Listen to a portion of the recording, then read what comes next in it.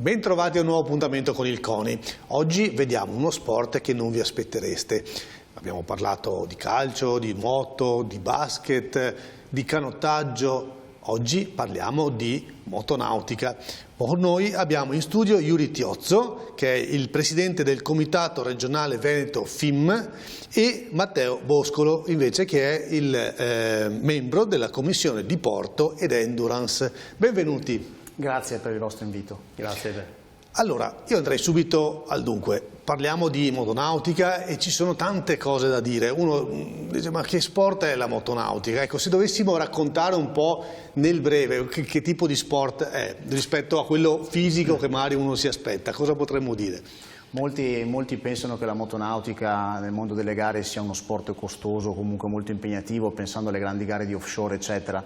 Invece il mondo della motonautica che noi proponiamo, soprattutto in federazione, ma molto anche nella regione Veneto, è uno sport fatto di una motonautica alla portata di tutti, fatto per i diportisti, è un mondo fatto anche per i giovani, fatto di tutti coloro che con un briciolo di passione per il mondo della nautica veloce, grazie alla Federazione Italiana Motonautica hanno la possibilità di avere accesso a delle occasioni, diciamo, anche a livello proprio nazionale, quali i campionati italiani. Quindi è uno sport molto adrenalinico, direi. Lo è, ecco. assolutamente. Allora, se dovessimo dividere in sezioni, in categorie questo sport, mi accennavate prima che nell'area imbarcazioni ci sono 3 settori in particolare di cui vorreste raccontarci oggi. Certo. Il primo è la Touring Cup. Che cos'è la Touring Cup? La Touring Cup è un prodotto nuovo della Federazione Italiana Motonautica, è un campionato italiano.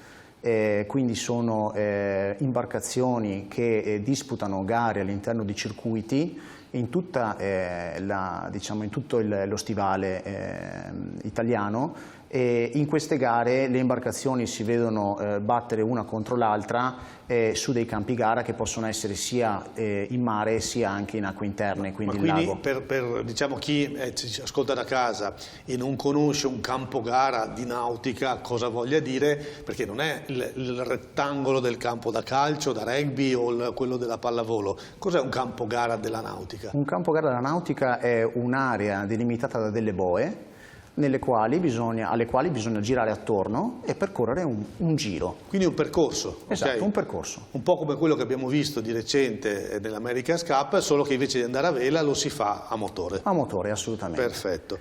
E si percorre tutto lo stivale, quindi è ampio come tour da fare. Abbiamo corso in località molto belle, quali Aquileia e Grado, questo scorso maggio, abbiamo corso a Rosolina, correremo nel lago di Como, abbiamo corso in capitali quali Napoli, Roma e tante altre città importanti italiane. Ogni anno le tappe sono circa 4 o 5 e variano in funzione della disponibilità dei campi gara e delle possibilità che le capitanerie ci lasciano. Bellissimo, ma se uno non volesse fare, diciamo, il pilota professionista, cercasse un approccio un po' più semplice, meno costoso, anche per provare, vedere come va, dire ok, io non ho una barca da corsa, ma è possibile provare in qualche modo. Mi raccontavate che questa è la seconda parte invece della Honda Offshore. Certo. Che cos'è? Allora, Honda in collaborazione con la Federazione Italiana Motonautica mettono a disposizione 5 gommoni marchiati Focchi, motorizzati appunto con motori Honda da 100 cavalli, e questi 5 gommoni, tutti uguali, tutti identici, danno la possibilità a 5 piloti di battersi all'interno dello stesso circuito dove corrono anche le barche della Touring Cup per il campionato italiano. Quindi correranno 4 o 5 tappe all'interno delle coste italiane e avranno la possibilità di mettersi in gioco appunto su dei mezzi che sono assolutamente di pari livello, quindi l'abilità del pilota lì è determinante, a differenza magari di altre categorie appunto dove magari la barca fa anche lì la differenza. Qui invece il livello è uguale per tutti, è un entry level, si arriva in campo gara e si trova il mezzo a disposizione, e per chi vuole iniziare a approcciare questo mondo qui, diciamo che questo è il ticket d'ingresso migliore che si possa avere. Bello, deve essere anche molto divertente. Molto divertente, sono gommoni che nella loro dimensione ridotta fanno velocità comunque importanti e ovviamente tutto all'interno della sicurezza. Che velocità fa una barca del genere in una gara? Allora, i gommoni della Focchi sono gommoni che corrono attorno ai 75 km all'ora, quindi per una barca di 5 metri comunque una velocità piuttosto importante. Sull'acqua è tanta roba. Assolutamente. Le barche invece della categoria Touring Cup, del campionato italiano Touring Cup, sono barche molto più performanti, diciamo che siamo attorno a velocità attorno ai 120-125 km orari, quindi velocità ben più importanti. Esatto. Che qualche volta decollano. Più che motonautica chiamiamola aeronautica. Capita anche quello. Però non c'è solo la velocità, c'è No. anche la regolarità, che è un'altra categoria di cui mi raccontavate. Quindi c'è anche la precisione, il ritmo, i tempi. Non necessariamente bisogna correre quando si va in barca.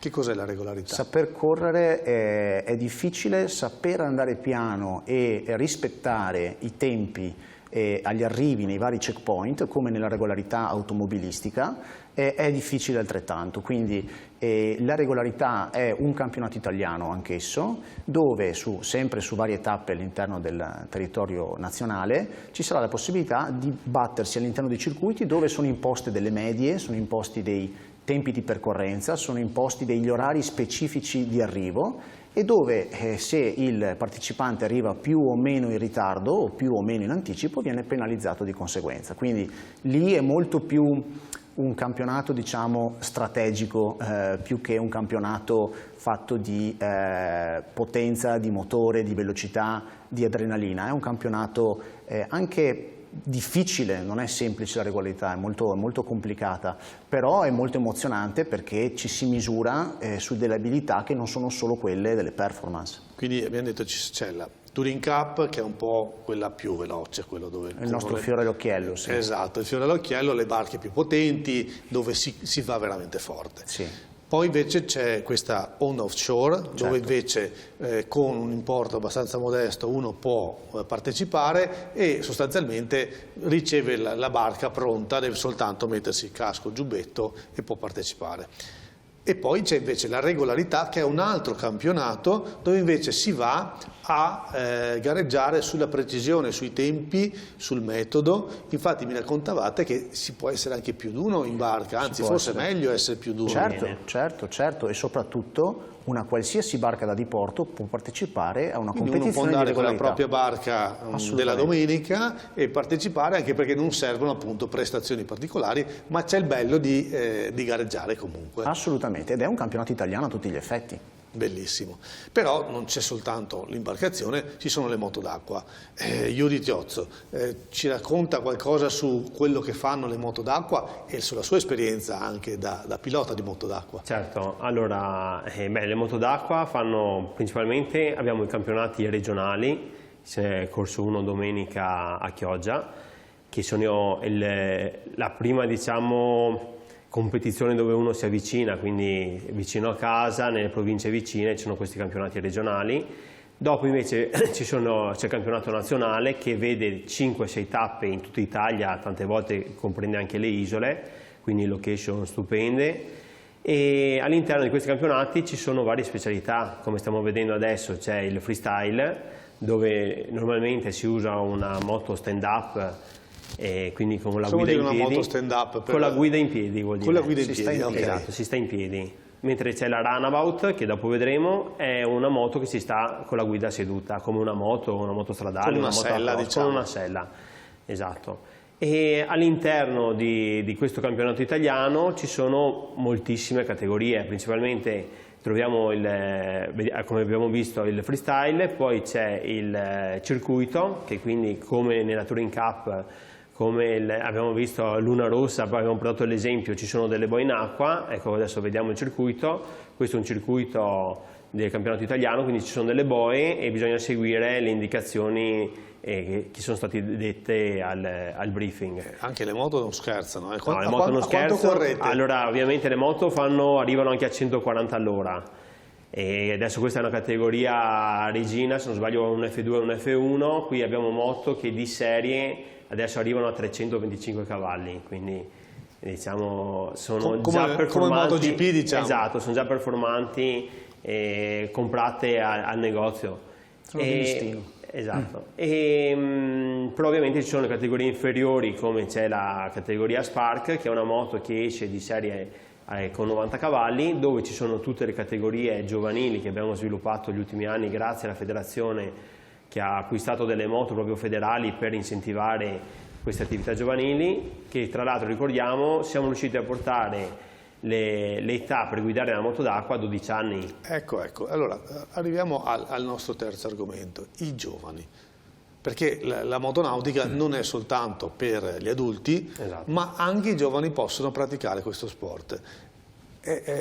Qua abbiamo le attività giovanili, tra l'altro sempre lo scorso weekend si è concluso il trofeo CONI in Sicilia, dove i nostri ragazzi hanno corso nelle varie discipline sia nella moto d'acqua che con i gomoncini, perché abbiamo questo trofeo giovanile che prevede tre discipline principalmente: la moto d'acqua, che la puoi guidare da 12 ai 18 anni. Certo. Abbiamo poi il gommoncino con guida seduto tipo il go-kart, per intenderci, che si guida dai 10 anni in su, e abbiamo l'imbarcazione monocarena da 14 anni in poi.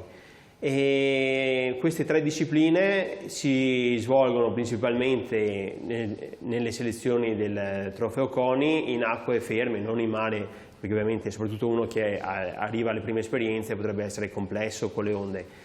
Quindi di solito le selezioni regionali le sviluppiamo nei laghetti o nei fiumi per avere acque più calme. E da lì dopo una volta che capisce, gli piace, magari partecipa, che tra l'altro le selezioni sono gratuite, quindi tutti i ragazzi con una licenza, con una tessera conduttore, che in Veneto è sempre gratuita, quindi a costo zero, tutto quanto lo dà l'associazione o la federazione che organizza l'evento, possono avvicinarsi al mondo della motonautica. È una cosa molto importante, è una cosa che da lì ha lanciato tantissimi grandi piloti e tanti giovani hanno iniziato col trofeo CONI per poi continuare nei campionati italiani delle varie discipline. Quindi il trofeo CONI è il vivaio della motonautica italiana. Esatto. Per capire se hai una passione tante volte lo devi provare prima. Esatto, no? esatto. Bene, il nostro tempo è scaduto, è stato interessantissimo, grazie di averci raccontato della motonautica italiana e di tutti questi trofei, di queste opportunità anche per i nostri ragazzi. Ringrazio Yuri Tiozzo, Presidente del Comitato Regionale Veneto FIM, e ringrazio Matteo Boscolo, che è il membro della Commissione di Porto e Endurance. Ringrazio anche voi che ci avete seguito, ci vediamo la settimana prossima, vi porteremo a scoprire una nuova disciplina sportiva con una nuova federazione che ci manda qua, il CONI Veneto.